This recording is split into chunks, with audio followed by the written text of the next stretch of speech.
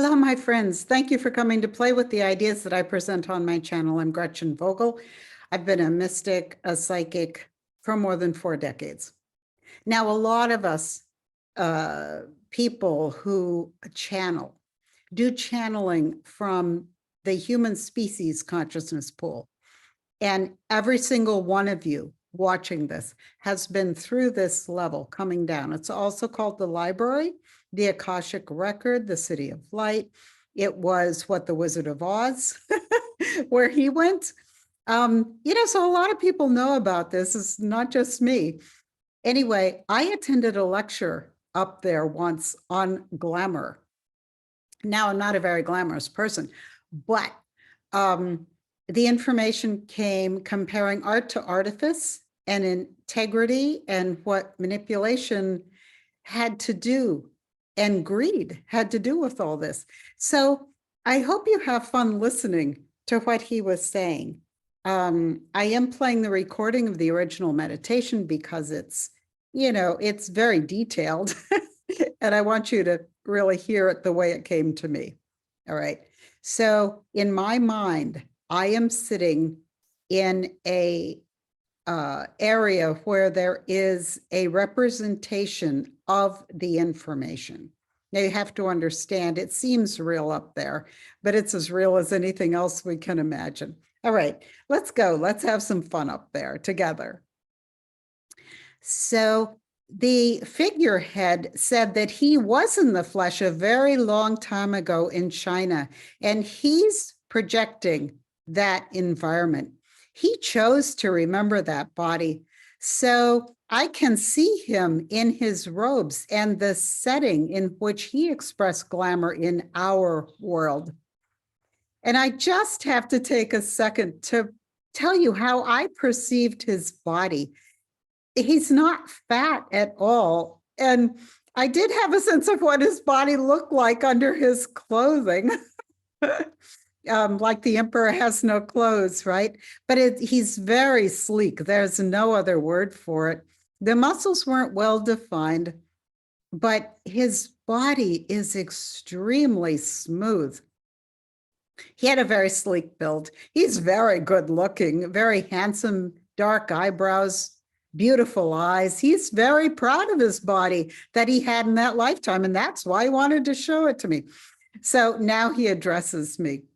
He senses that the question I'm most interested in, where he's concerned, is one of spirituality and glamour.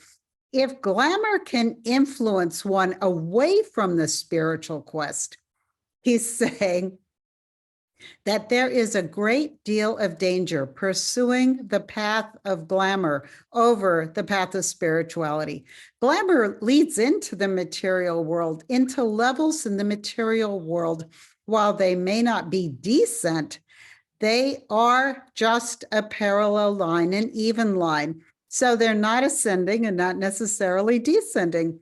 They just hold one at a place or status where one is not growing spiritually.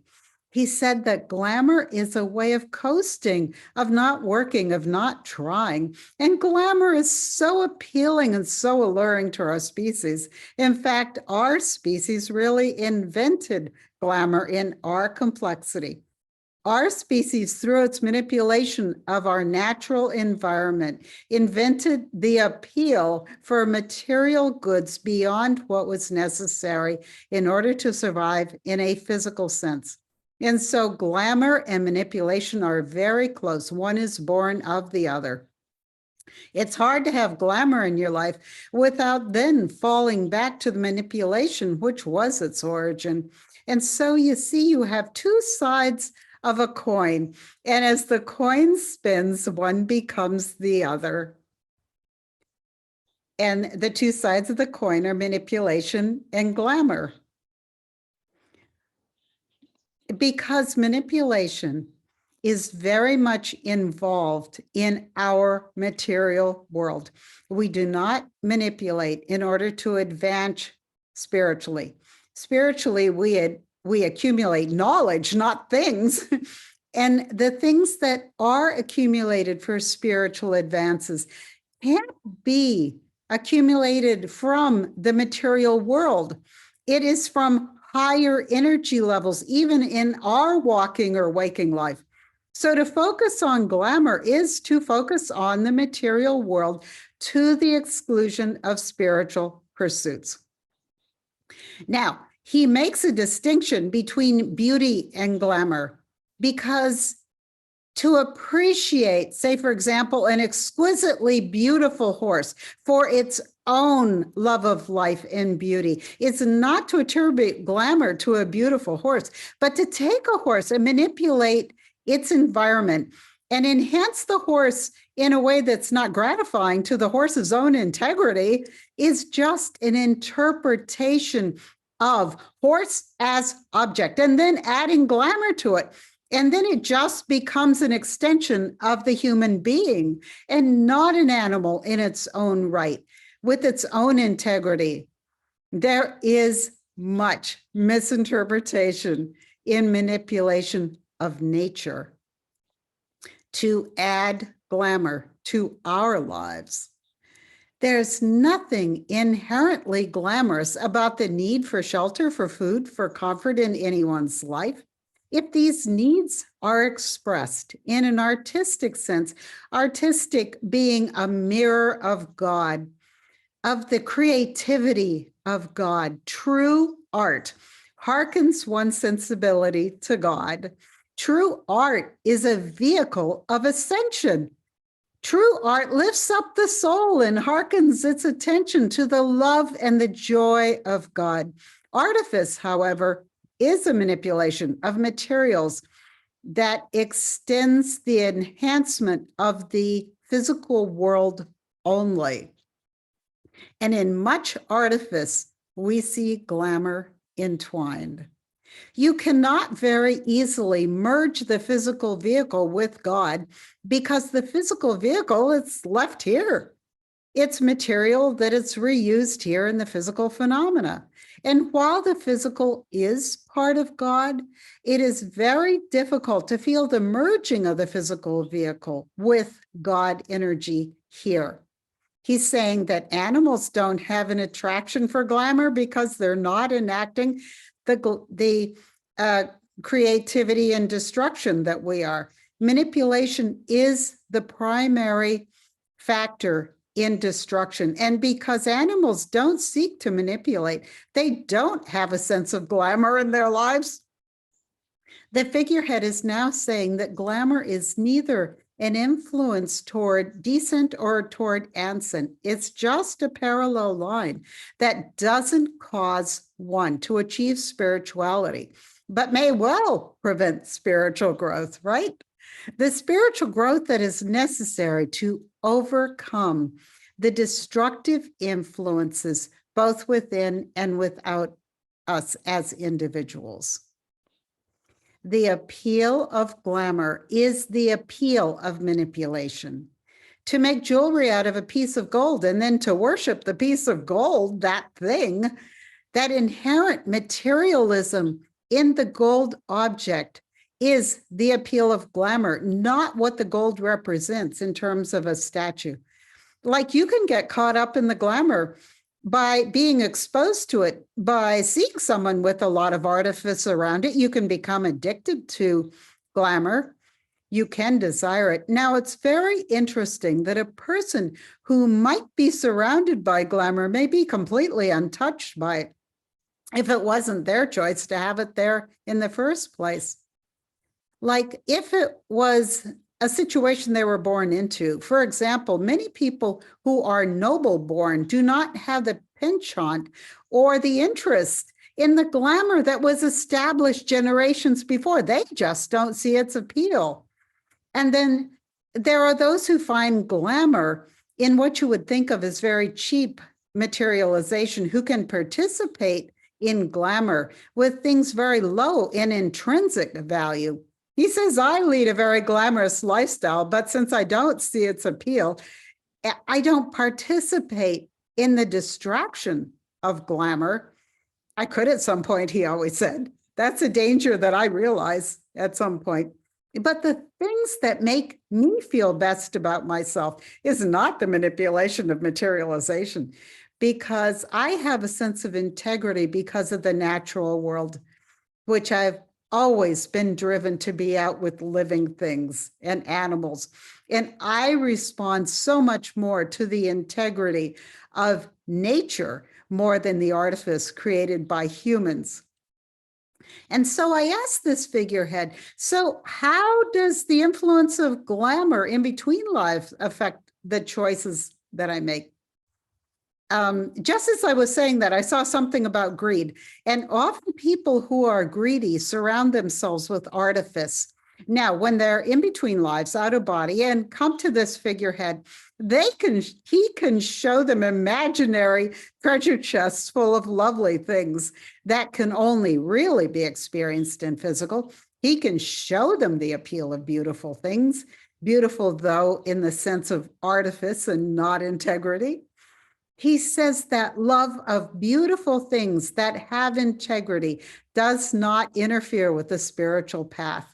If greed does not enter the motivation for having very beautiful things.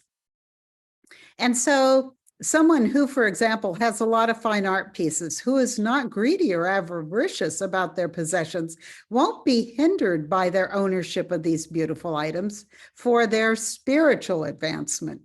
It is the greed and the avarice by manipulation of beautiful things, either art or artifice, that leads us to a preoccupation with the physical level.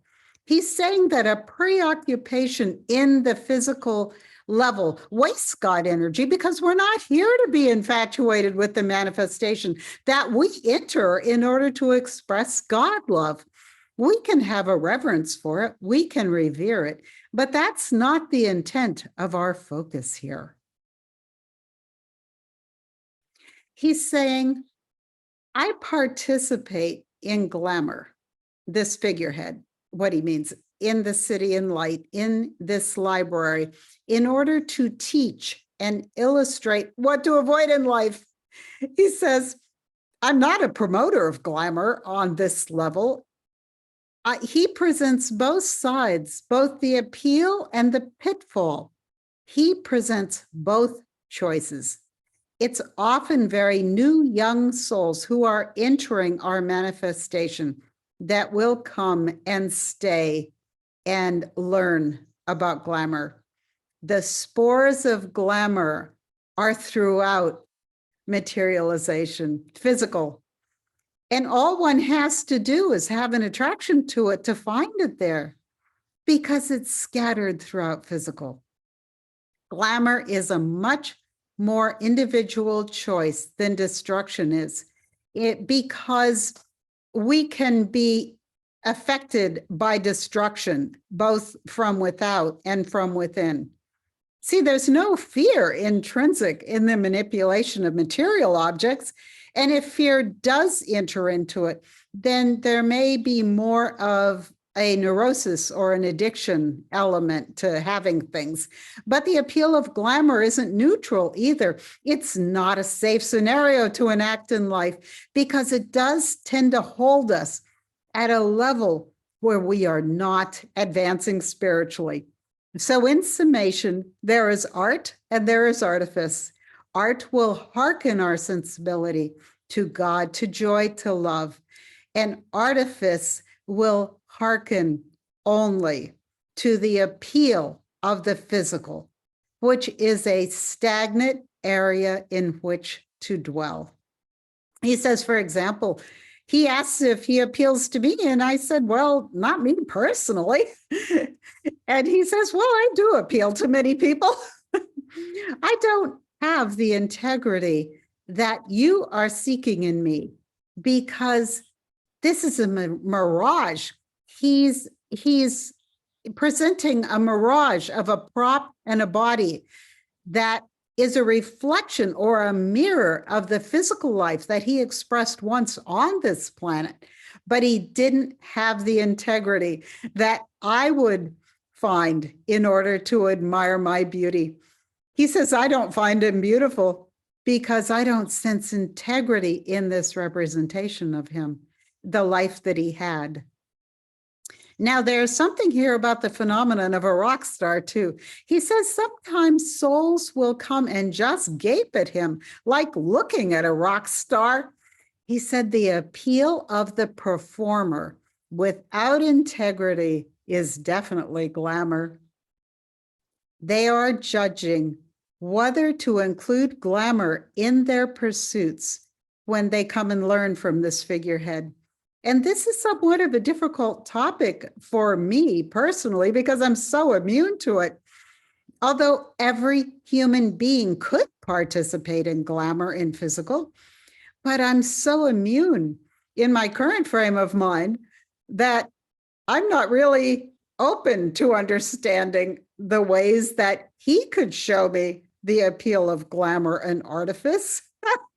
He says this is not a very rich discussion, no pun intended, in terms of my acceptance of the idea, because it's so foreign to me. I've chosen to participate in lifetimes which were very unglamorous situations, pursuing other aspects of selfhood. So he says, I don't have a lot of reference for artifice in my work, particularly. But he said, I think you've got the idea. And so you can share this with other people. And with that, the meditation closed. So I hope you had as much fun exploring these ideas as I did. Please let me know what you think about them. And until I see you again, please be well and please be blessed. And I'll see you again really soon.